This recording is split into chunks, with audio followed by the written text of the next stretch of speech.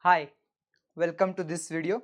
We are going to be discussing some interesting physical theories of time, how it used to be back in the day, how now we think time works, and there are a couple of alternate theories that I came across that I want to share with you. If you are a physicist, jump to the timestamp so you know you can skip the first two parts. And if you're not a physicist or even a mathematician, it's okay because there's not going to be any math involved. And even someone like an author can follow it, which would be interesting because we do discuss movies in here, and you could guess which director's movies we are discussing. So let me proceed. The very basic idea of time is that it flows from one direction to the other, from yesterday to tomorrow, from past to present. So it's a linear flow, it goes in one direction, and this is what we would call Newtonian or Galilean idea of time. Well, not necessarily, but what I mean here is that if both of them had clocks, they would say that the second that I am measuring in my clock, if I'm Newton and Galileo is sitting somewhere else, uh, the second or the minute measure length of the minute in my clock is the same as the length of the minute in Galileo's clock, and vice versa.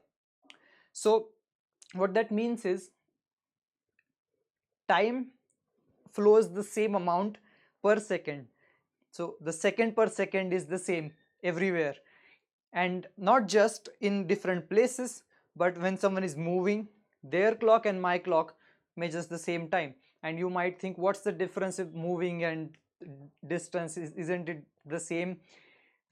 We'll come to that, but at first let us think about what that means. But wait, what is time? What is this flow that we are measuring, and we are saying that I measured this much flow and you measured the same flow in the same time? Because time from our experience, yes, can be absolute, like the length of the day. Length of the day is actually not a constant, but the fact is that it doesn't wait for anybody. Sunrise tomorrow is going to happen for everybody, so it doesn't matter if you stayed up all night and you crammed the entire course, entire 23 hours of material at 2x speed in 12 and a half hours in your brain at that night. It's still gonna be morning for someone who slept off as well. Do not do something like this. My point is, time doesn't wait for anybody. So these cycles, the age that you are is the same number of years, and that's the idea behind measuring the same time between different places. Now there comes trouble. What if the speed of light is finite? Now you might ask me, what's the relation, like how is speed of light even coming into picture here, and why does it matter if it's infinite or finite? I'll tell you how it matters. Now we started with the premise that two clocks, no matter where and how they are moving, will always measure the same durations of time. I mean, if you synchronize them and if you start them together like two stopwatches, and then you put the other one anywhere in the universe, move it at any speed, the readings on those clocks at the same time are going to be the same. But what if the speed of light is finite? Now this is something that generally physicists also do not discuss. This nuance is left out, so it's interesting if you pay attention to what I'm saying. Now here is one clock which is moving, which is stationary, and this is the clock that is moving. Now I set them both at the same time, let us say 1 p.m., and I send the other one traveling at a very high speed or any speed away from me. Now what happens is, when it reaches, let us say, 1 light hour away from me, or let us say 10 light minutes away from me, what that means is a light minute is the distance that light travels in 10 minutes. Oh well, a minute. So for 10 light minutes, it means that light would take 10 minutes to travel. So so if I have a huge telescope that can see that far, and I'm looking at the watch, the stopwatch that I sent away, and I'm looking at my own stopwatch, I can see the image from the telescope and the watch that I have. There is going to be delay because time is taking 10 minutes to arrive. So that watch is going to be 10 minutes behind.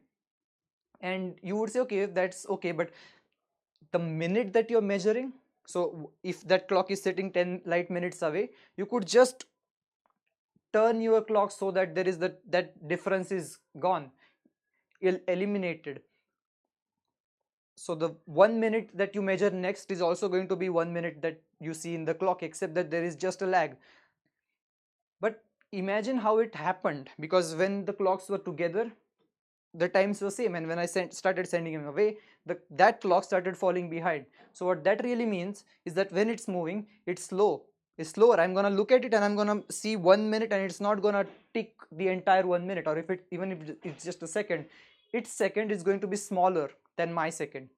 And that's the first interesting part, where speed of light comes into picture, and then time measured is not the same anymore. But that is still apparent. It's not like if there is a person with who has the clock and he's moving or she's moving at that speed, they're going to age less. It's just a matter of timekeeping. Then comes Einstein. Oh wait, I need to move this. I have a mouse in my. Why move? Okay. Then comes Einstein, and with the whole theory of relativity.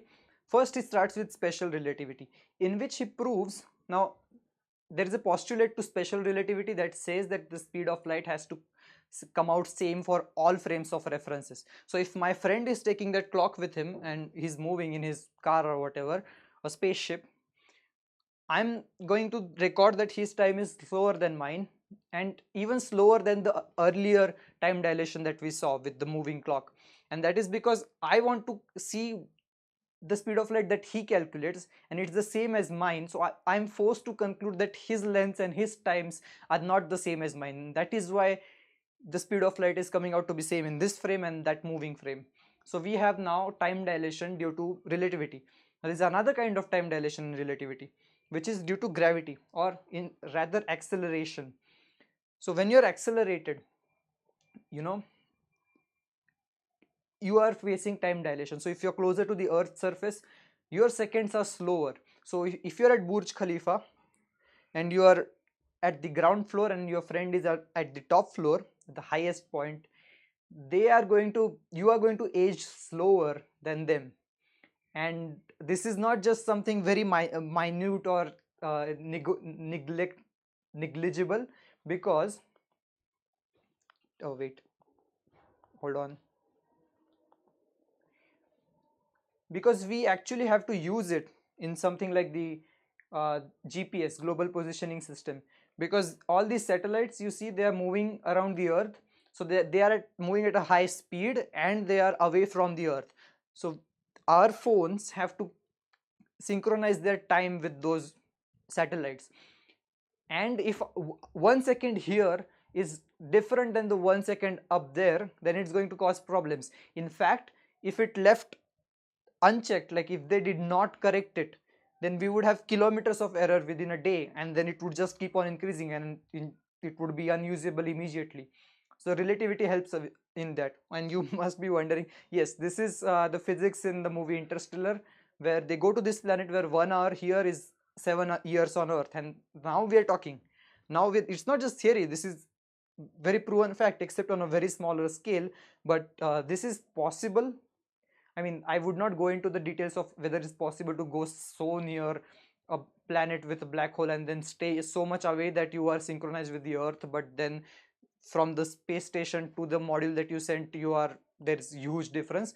But this is real physics and this is real time. That time is not absolute. The second that I count is not the second that someone else's counts. Now we have to ask, how do you count seconds? Now there are many methods. One is, the best one that we have is, we calculate the vibrations, count the vibrations of certain atoms, and we assume that there is no reason why they should vibrate differently. So the time itself is moving slower somewhere else, and it's all a matter of perspective. With speeds, it's okay, it's relative, because that person who is moving would think that mine is slower, and I would think that since he's moving, he's slower, but to him I'm moving. Problem comes with acceleration. Acceleration is absolute. Any frame agrees what acceleration somebody is facing.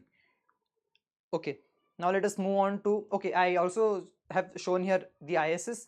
People at the International Space Station are actually aging faster than us, but I haven't checked whether the gravity is so.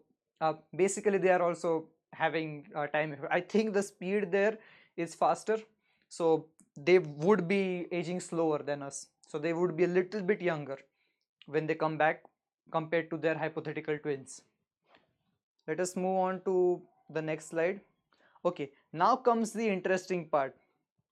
This is the book I have been reading, and I have already made a video about it, but I have made a video about the second law of thermodynamics, which you could go and check out. It's more like a lecture. And here we are talking about, now we have entered into the alternate or proposed theories. It's not that they're alternate to what we have, they are just more generalized versions of the theories that we have. And the first one I would like to discuss is by William James Sidis. He was the most he's considered to be one of the most intelligent people ever.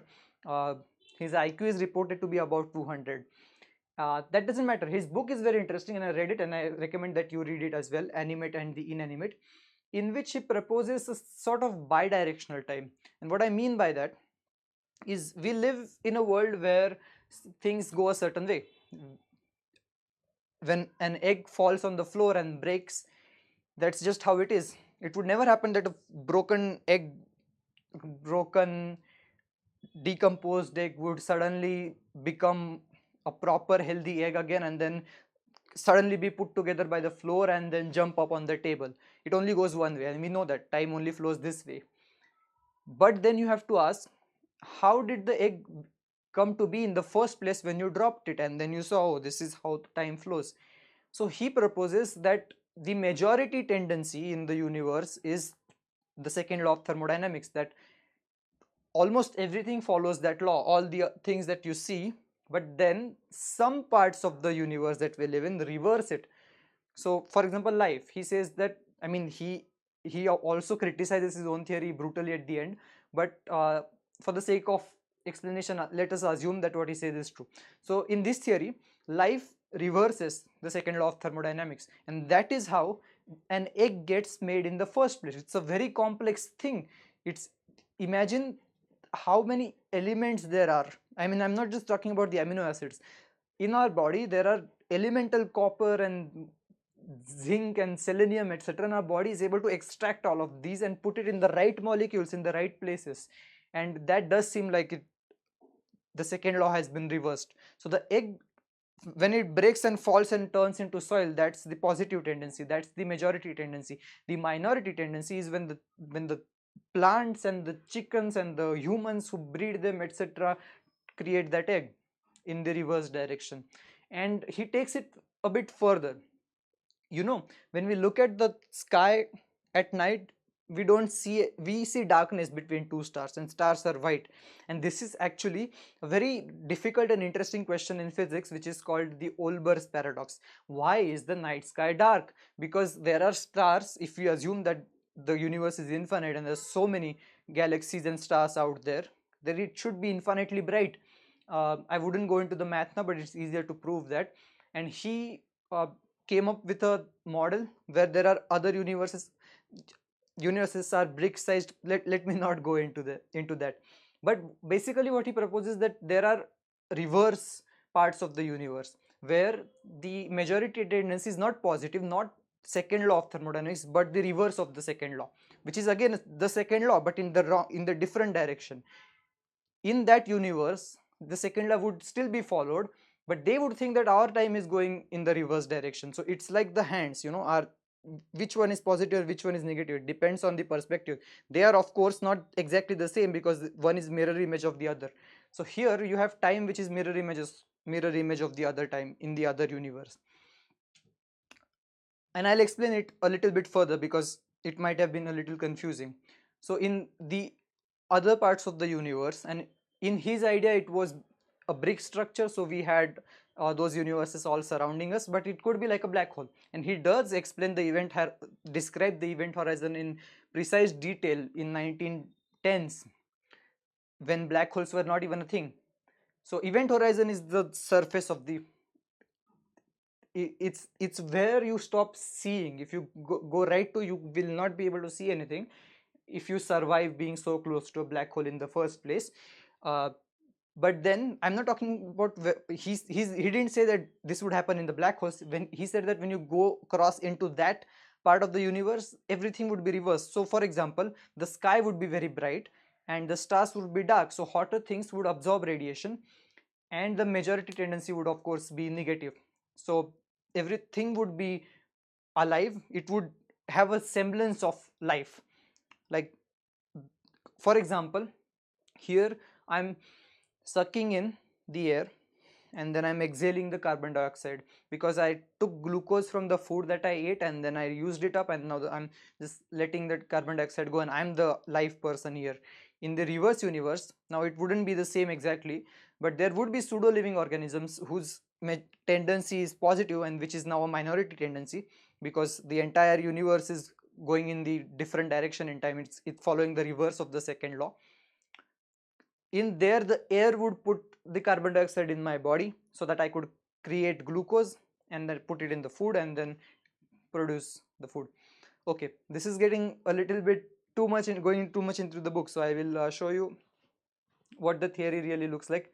Okay, so it's sort of like the movie Tenet, where there is a person who is reversed, but the other, like, you could reverse things in time.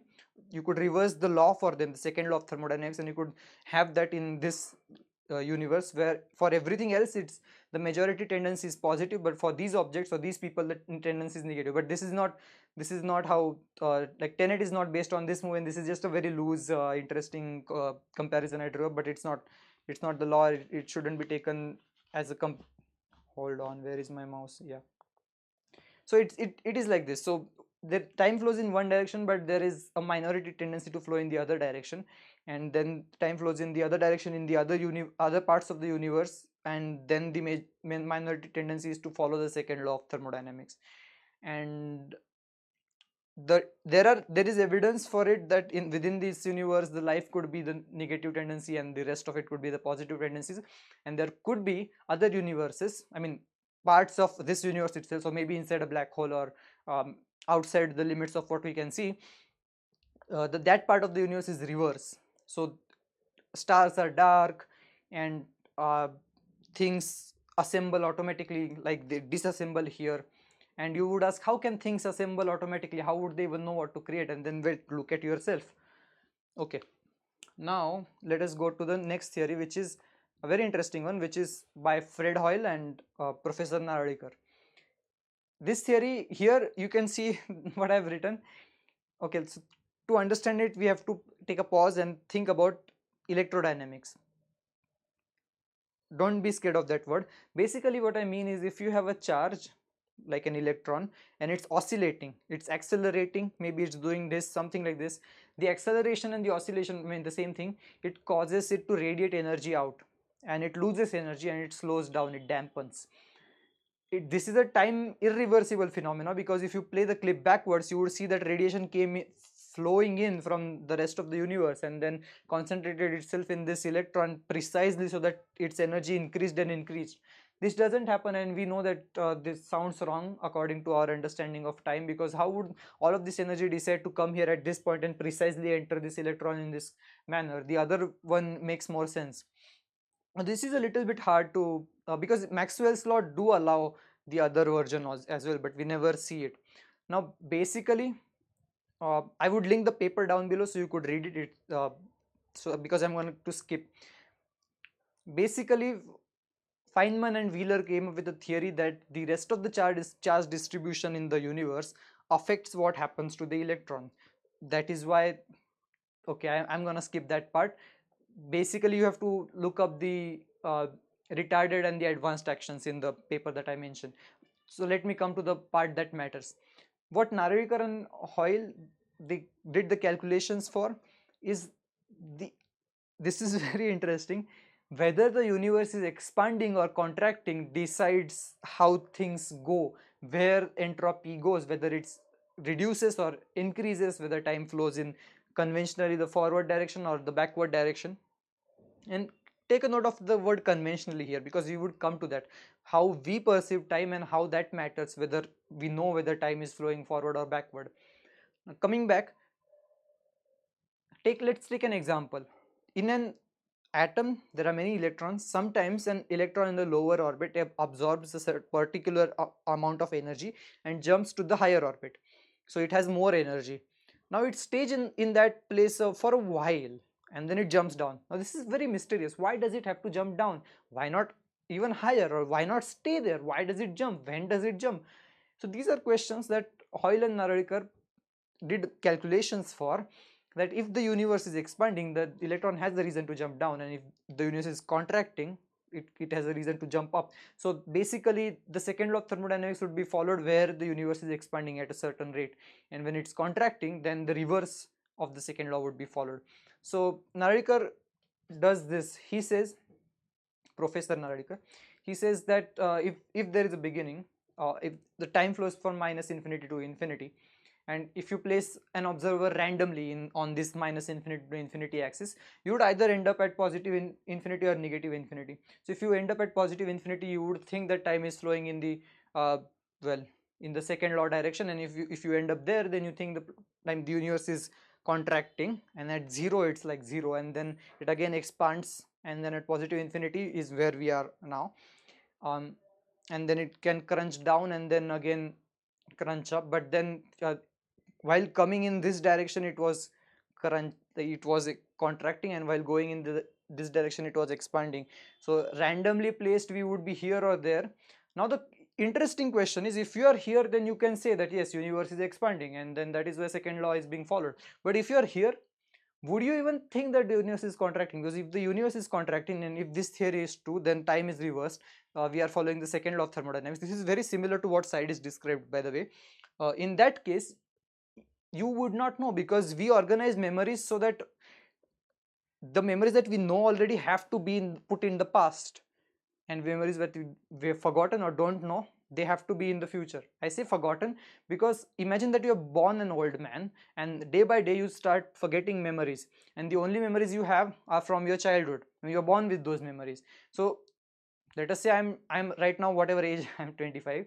So I'm 25 right now. It could have been possible that I was born at some 85 years of age, and then I came here. I wasn't born and then reach here by traversing 25 years in forward direction. I could have come 60 years in the negative direction. And you would say, but I would know. No, I wouldn't know, because I would lose all those memories of the future. Because if time was reversed, the clip was simply reversed, I would start when I wake up. I mean, I'm an old man, and then day by day I start losing memories of what happened, well, yesterday. But if I don't have memories of it, I wouldn't call it yesterday. I would call it tomorrow, because I have the memories of what is lying in front of me, and well, to organize my mind, I would put them behind me. And now I'm 25 years of age. I don't know whether I have lived 25 years or I'm yet to live them. And this is something that really messed with my mind when I read it in Sidis's book. But Professor Nadikar remarks the same exact thing. And well, I have emailed him, but he is very busy. And um, okay, yes, so that is basically it for the video. It is, I always make videos longer than I intend to. I hope that you enjoyed it, and please tell me what you think of this, because this is not a screen. This is green screen. I'll show you if I can. I'll try if I can show you.